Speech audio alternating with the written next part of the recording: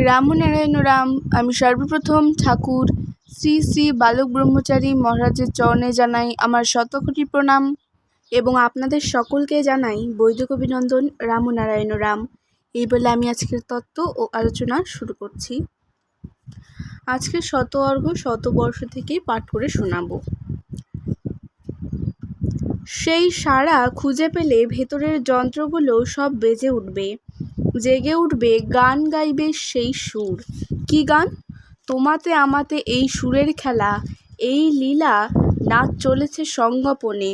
আমরা যুগ যুগান্তর সাধনার পথে চলেছি, তাই তোমাতে আমাতে যে সুর গাথা, হে দীননাথ তুমি সেই সুর আমাদের ভেতর জাগিয়ে দাও।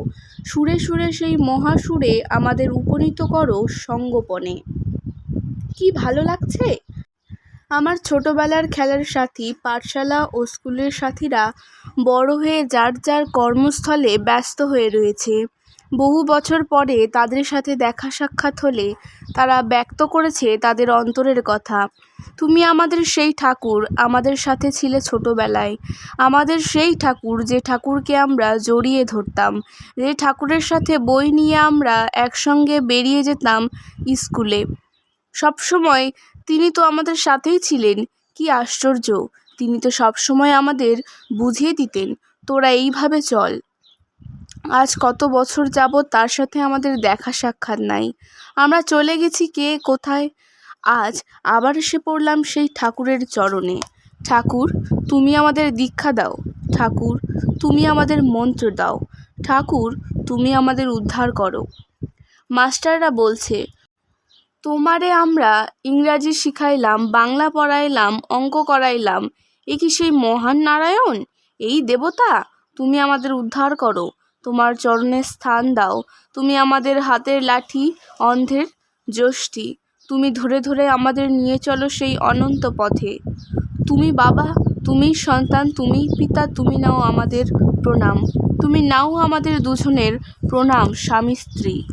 হে ঠাকুর তুমি তুলে নাও আমাদের অনন্ত ধামের পথে।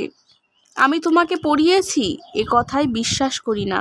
আমি তোমাকে পড়িয়েছি, তুমি আমার ক্লাসের ছাত্র ছিলে, এটা আমি আজ স্বপ্নে দেখছি। আমি স্বপ্নে তোমাকে পড়িয়েছি না সত্যি তুমি সেই খাতা পাতা নিয়ে আমাদের কাছে বসতে? কে তুমি ছিলে বলো? হে ঠাকুর তুমি কোথায় ছিলে বলো না, বলো না তুমি সত্যি ছিলে কি, না তুমি অন্য রূপ ধরে আমাদের কাছে ছিলে, না স্বপ্ন দেখেছি, সেই কথাটা তুমি ঠিক ঠিক করে বলো না। হে ঠাকুর বিশ্বাস করতে পারছি না চোখে দেখেও। এত বছর ঘরে ঘরে তোমাকে পড়িয়েছি, ক্লাসের পর ক্লাস তোমাকে টেনে টেনে নিয়ে বসিয়েছি, বিশ্বাস করতে পারছি না। তোমার চরণে স্থান দাও হে ঠাকুর, হে অন্তর্দেবতা।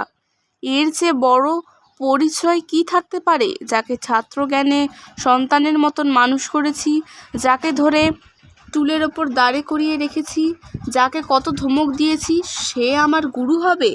এর চেয়ে বড় পরিচয়, এর চেয়ে বড় দৃষ্টান্ত আর কি হতে পারে পৃথিবীর ইতিহাসে? সেই সন্তানের পায়ে পড়ে আজ নিজেকে ধন্য মনে করছি। হে ঠাকুর তুমি আমার সর্বদেবতা, আমার মাথার শিরোমণি। তুমি আমায় অন্ধকার থেকে আলোয় নিয়ে যাও। হে ঠাকুর, হে সন্তান, হে ছাত্র, হে পুত্র, হে পিতা, তুমি সর্বেশ্বর্বা, তুমি আমাদের রক্ষা করো। এই হলো মাস্টারমশাইদের উক্তি। কিভাবে মাস্টাররা ছাত্রের চরণে পড়েছে একজন দুজন নয়, কারোর তো মাথা খারাপ নয়, প্রত্যেকে ব্রিলিয়ান্ট স্কলার। 100 জনের মধ্যে 60 থেকে 8 জন পাশ করলে, 10 জন পাশ করলে এক একজন 5টা লেটার, 60টা লেটার পেয়ে পাশ করেছে। এই সময়ের মাস্টার বুঝছো? স্কুলে তখন স্পর্শে স্পর্শে রোগ সারাতাম। এখন এত রোগ আর এত রোগী তাদের আর স্পর্শ করি না, কারণ বেশি স্পর্শ দিলে আমার আসল কাজের পক্ষে যদি ক্ষতি হয়ে যায়। বুঝতে পেরেছো? আসলটা তো ঠিক রাখতে হবে। অফিসে বলো, বাড়িতে বলো, ব্যাংকে বলো, সবাই জানতে চেষ্টা করে আসলটা।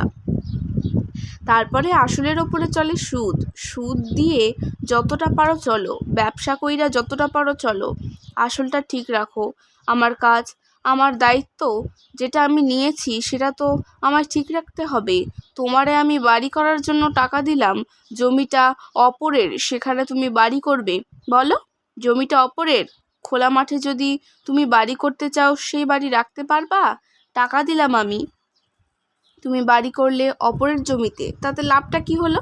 সেরকম আমি যে খাটাখাটুনি করব, যাদেরে আমি ভালো করব, যাদের আমি রক্ষা করব, এ তো সাময়িক, এর তো চিরন্তন অস্তিত্ব নাই, কদিন পরে তো চলে যাবে। অযথা আমার খরচা কইরা লাভটা কি? আবার তো জন্ম নেবে, মহা মুশকিলের ব্যাপার। আমার মেসোমশাই কৃষ্ণপ্রসন্ন সপ্ততীর্থ 7টা তীর্থ পাশ করেছে, 21টা উপাধি পাশ কইরা সপ্ততীর্থ হয়েছে, আর প্রত্যেকটিতে সোনার মেডেল পেয়েছে। এই অসিতের বাবা বিরাট পণ্ডিত। ভারতবর্ষে 2টা পণ্ডিত যদি থাকে, একটা পণ্ডিত তিনি। অনর্গল বেদ বেদান্ত মুখস্থ, বিরাট শাস্ত্রজ্ঞ ছিলেন। জীবনে মিথ্যা ফাঁকি ছল চাতুরির মধ্যে কোনো দিন যাননি। তার ভাইও পণ্ডিত।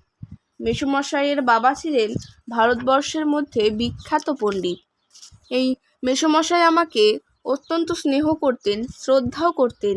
তিনি বলেছেন, আমি জীবনে অনেক যোগ সাধনা করেছি, অনেক ছাত্রকে মানুষ করেছি, কিন্তু শেষবেলায় এসে যখন তোমার সাথে যোগাযোগ হলো, আমার জপ তপ ধ্যান ধারণা সাধনায় আমি যা বুঝেছি, আমি যা জেনেছি, তাতে আমি যতই তোমাকে বুঝতে চাই, যতই তোমার নাগাল পেতে চাই, তুমি আমার নাগালের অনেক বাইরে, অনেক ঊর্ধ্বে।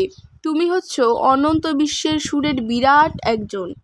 তোমাকে ভগবান বললে বড় করব না ছোট করব জানি না, তোমাকে অবতার বললে কি বলা হবে জানি না, তোমাকে কি বলে যে সম্বোধন করব জানি না। শুধু এটুকু জানি যে অনন্ত গ্রহ নক্ষত্র যার মাঝে বসবাস করে, যাকে আশ্রয় করে অগণিত গ্রহ নক্ষত্র হয়েছে, এক একটা পৃথিবী কত বড়, কত বিরাট, কত দূরে দূরে বসবাস করে তারা যার আশ্রয় রয়েছে, তার মধ্যে এই জীবজগতে জীব আমরা শূন্যের ধ্যানে রয়েছি। সুতরাং অনাদি অনন্ত বিরাট সেই শূন্যের থেকে শূন্যের শক্তি নিয়ে তুমি এসেছো, এবং সবাইকে শূন্যের পথের পথিক করে সেই শূন্যময়ের সুরের সারার জগতে টেনে নিয়ে যাচ্ছ। তুমি শুধু বলে দাও, জানিয়ে দাও আমাদের যে কোথায় সেই অন্তরের দেবতা, কোথায় সেই অন্তরের সুর। তুমিই একমাত্র এই শূন্যের বার্তা বহনকারী। আজকের তত্ত্ব ও আলোচনা আমি এখানেই শেষ করছি। দেখা হচ্ছে পরের ভিডিওতে। ভালো থাকবেন, সুস্থ থাকবেন। রাম নারায়ণ রাম।